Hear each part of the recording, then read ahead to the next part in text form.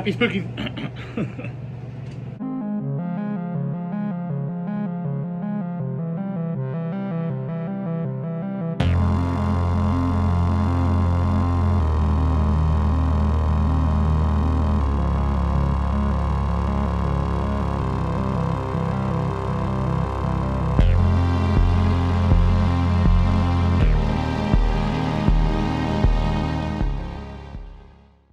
Happy spookies, everybody. I hope you're all doing well, having the most excellent day. And today, I briefly want to go ahead and talk about a movie that's currently streaming on Tubi for free. But if you can't tell by the title of this video, we're going to go ahead and talk about Tales from the Hood.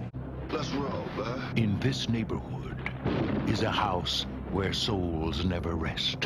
Waiting for you boys. You're invited to share their tales. Unless, of course, you're scared. Tales from the Hood. Now, written and directed by Rusty Cundiff, the movie stars Clarence Williams III, Joe Torre, DeAndre Bonds, Samuel Monroe Jr., Tom Wright, and David Alan Grier.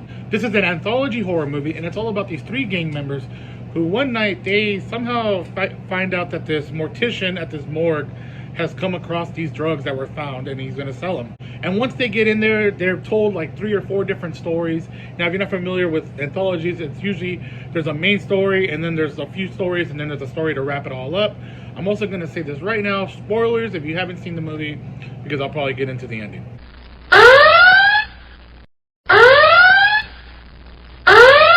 Now, I recall watching this movie when I was younger at a friend's house or something like that, because some bits really did feel familiar, but I think I haven't seen it since then. And damn, dude, I was actually caught off guard how just brutal some of these stories are, and still accurate to this day, to be honest. A lot of these stories have to do with just a lot of problems within the black communities and things like that sort, and it's hard to watch. The first story is about crooked cops, I believe. I wrote down each one. The first one's called Rogue Cop Revelation, and you have this one black officer who is, I believe, his first night on the job. He's rolling around with like these OG officers, of course, and they end up stopping this guy. It's really intense. They break his tail light and just use that as an excuse. Say, oh, we pulled you over for that reason. And while the new officer is going to look up, information on the computer, they end up beating this guy nearly to death. And by the time the rookie comes back and stops them, it's at a point where there's just no turning back. They're either gonna have to deal with the consequence or get rid of this guy. So they pump up this freaking politician who is all about just, human rights, basic rights, things like that. He's a political figure. They end up pumping this dude with a lot of drugs, and they just get rid of his body, and it's fucked up. And it causes the rookie, because they have a talk with him, you don't ever rat out on your brothers, brothers in blue and shit like that. It causes the rookie to end up quitting, and he just goes down this spiral of alcoholism. But it does have a supernatural twist to it. I won't spoil that much as to what happens. I mean, the movie's kind of old. It's like 1995, I believe. Second story was probably my favorite. The movie, I feel like, is most known for the third story, but I think the second story is probably my favorite, and it's fucked up too, dude. It's all about this little kid at school, and his teacher is pretty concerned because he's noticing these bruises on him. He's also drawing pictures of this nasty, crazy looking monster. And he talks about, there's a monster at his house, this and that, it's the one that hurts him. So the teacher is very concerned, and after seeing the kid come with a few bruises, he takes it upon himself to go visit the house. There he meets the boy's mother. And what's interesting about this one is, a couple of times they show us the monster's hand coming through the kid's doorway into his room and things like that. So whenever this kid is seeing, the monster, this is what we see. The big twist is, guess who is the father? David Alan Grier. I personally remember him from Jumanji. That's just me. I know he's a very good actor, and it was crazy to see him depicted in this sort of role. I'm not too familiar with his other work, so maybe he's taking roles like this. But the big twist of the story is he is actually the monster. He's not like mutated and stuff. That's just how the kid fucking sees him. But man, David Alan Grier really just starts wailing on this family, and it is really hard to watch, dude. Like, it was, oh man. Then it gets a little silly with the end on how they end up killing the monster. But, I mean, you gotta have some sort of supernatural twist, right? And by the way, that one was called Boys Do Get Bruised. And now it brings us to the third story, which I feel like it seems to be most known for, is the KKK comeuppance story.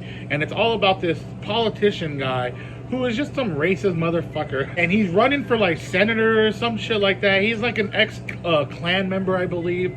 Now, why people are upset, besides the fact that this dude's a piece of shit, is that he took up residency in this old plantation house. The guy who owned it, he was like paranoid that his slaves, like the slaves were gonna get freed or something like that. So he ended up just killing like all his slaves on the property, hanging them from the tree and everything. It's messed up, dude. It's absolutely messed up. And what makes it messed up is that shit fucking happened, dude. It's a thing that people don't like to talk about here. Also like an urban myth, but the people also don't believe it's an urban myth. They believe it actually happened. That there was this old like lady, Miss Cobbs, I believe her name was, and she ended up like saving the souls and putting them into dolls to save them. And there's like this big mural like dedicated to her that's still in the house. And slowly we start to figure out throughout the story that these little dolls are in the painting and they're coming out to fucking get this guy. It is really gnarly near the end when you see the blank canvas. Like, you see the canvas and it has all the dolls and Miss Cobbs sitting,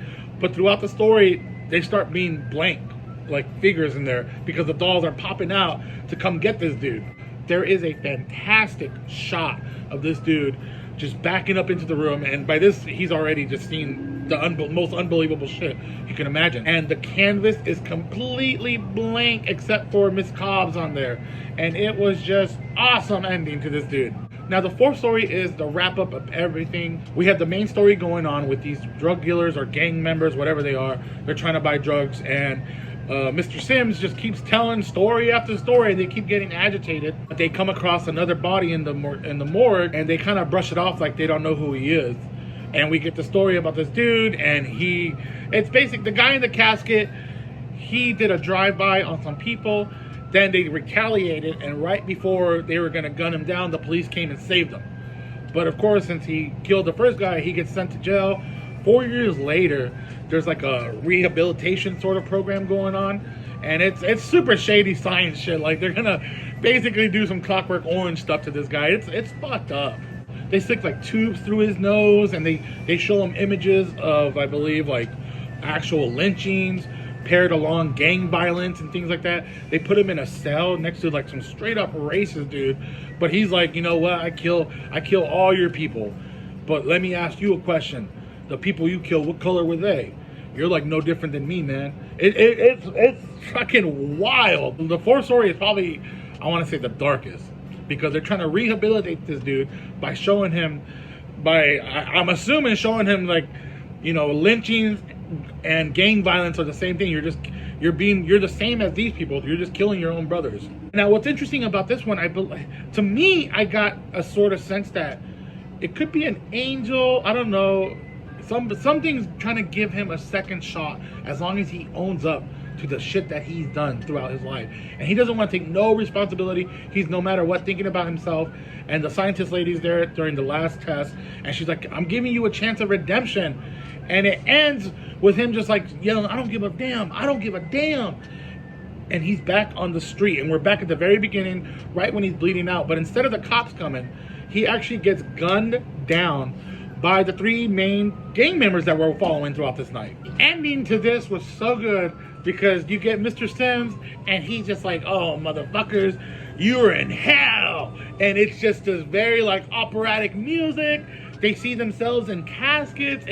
I don't know, it's cheesy, it's corny, but it was a damn fucking good time with some really hard-hitting stories. Like, seriously, man, these stories, and for 1995, they are still incredibly relevant.